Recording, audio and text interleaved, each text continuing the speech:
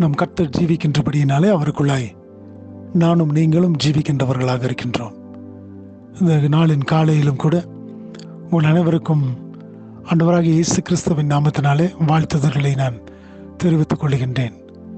நிச்சயமாய் நானும் நீங்களும் அவரை தெய்வமாக கொண்டிருக்கின்றபடியினாலே பாக்கியம் பெற்றவர்களாக இருக்கிறோம் என்று சொல்லி வேதம் சொல்லுவது போல, இந்த நாளின் காலை வேளையை துவங்கியிருக்கும் பொழுது அவரை நாம் தெய்வமாக கொண்டிருக்கின்றபடியினாலே, அவர் மீது நாம் நம்பிக்கை வைத்திருக்கின்றபடியினாலே, அவர் நம்மை ஒவ்வொரு நாளும் தம்முடைய சித்தப்படி வழி நடத்தி நம்மை பாதுகாத்துக் கொள்ளுகின்றார்.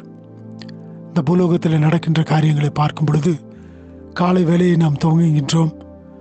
இரவு வேளையிலே நாம் வீடுகளுக்குள்ளாய் வந்து சேரும் வரை தேவனுடைய பாதுகாக்கும் கரங்கள் நம்மை பாதுகாத்துக் கொள்ளுகிறது. மாத்திரமே அல்லாதபடி வேறு எந்த காரியமும் நம்மை அப்படிப்பட்ட ஒரு சூழ்நிலையில் நடத்தக்கூடியதாய் காணப்படுவதில்லை. அப்படிப்பட்ட விபத்துகளும் ஆபத்துகளும் அநேக விதமான அழிவுகளும் காணப்படுகின்ற இந்த பூலோகத்திலே உங்களையும் என்னையும் தேவன் எம்மட்டுமாக தம்முடைய கிருபையினாலே பாதுகாத்து வழிநடத்தி வந்திருக்கின்றார். அது மாத்திரம் அல்லாதபடிக்கு நானும் நீங்களும் சென்றுகின்ற பாதைகள் கரடு முரடாய் காணப்பட்ட பொழுதிலும் வனாந்தரமாய் காணப்பட்ட பொழுதிலும் அவர் அதை தம்முடைய சித்தப்படி நடத்தி அதை செழிப்புள்ளதாக ஆக்குகிறார் என்று சொல்லி நாம் வேதத்தில் பார்க்கிறோம்.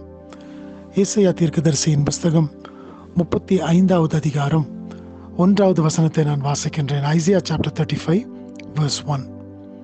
வனாந்தரமும் வறண்ட நிலமும் மகிழ்ந்து கடுவெளி கழித்து புஷ்பத்தை போல செழிக்கும். எனக்கு பிரியமான தேவச்சனமே, இந்த இடத்துல நாம் வாசிக்கின்றோம், வறண்டு போன ஒரு காரியம் அவைகள் வனாந்தரத்தை போல காணப்படுகிறது. ஆனால் தேவனுடைய பார்வை அல்லது தேவனுடைய சித்தம் அதை மாற்ற வேண்டும் என்று சொன்னால் அது எப்படிப்பட்டதாய் ஆகிறதாம்? வறண்ட நிலமும் மகிழ்ந்து கடுவெளி கழித்து புஷ்பத்தை போல செழிக்குமா? புஷ்பம் எப்படியாக ஒரு நீருள்ள இடத்துல நன்றாக வளருமோ அதுபோல அது வனாந்தரமும் அது அவாந்தர வெளியாய் வறண்ட நிலமாய் காணப்பட்டாலும் கர்த்தர் அதை நோக்கி பார்ப்பார் என்று சொன்னால், கர்த்தருடைய கிருபை அதன் மீது இருக்கும் என்று சொன்னால் அது அப்படியாய் புஷ்பத்தை போல செழித்து வளரக்கூடியதாய் காணப்படுமாம். எனக்கு பிரியமான தேவச்சனமே, இந்த நாளின் கால வேளையை துவங்கி இருக்கும் பொழுது அநேக வறண்டு போன காரியங்கள் நிமித்தமாய் நீ சோர்வடைந்திருக்கின்றாயா? நீ ஒன்று மாத்திரம் கர்த்தரை நோக்கி நீ சொல்ல வேண்டியது என்னவென்று சொன்னால், ஆண்டவரே, நீர் என்னோடு கூட இருப்பீர் என்று சொன்னால் இவைகள் எல்லாவற்றையும் வறண்டு போன அல்லது காய்ந்து போன கடு வெளியை போல காணப்படுகின்ற காரியங்களாய் காணப்பட்டாலும் என் தேவன் எல்லாவற்றையும் புஷ்பத்தை போல மாற்றித்தர போதுமானவராய் இருக்கின்றீர். அதை நாம் சொல்லும் பொழுது அவர் மகிழ்ந்து களி கூறக்கூடிய தேவனாக இருக்கின்றார். ஏனென்று சொன்னால் தம்முடைய பிள்ளைகள் அவரை நோக்கி கூப்பிடும் பொழுது அவர்தாமே அவர்களுடைய சத்தத்திற்கு செவி கொடுக்கிற தேவனாய், அவருடைய சத்தத்தை கேட்கின்ற தேவனாக இருக்கின்றார்.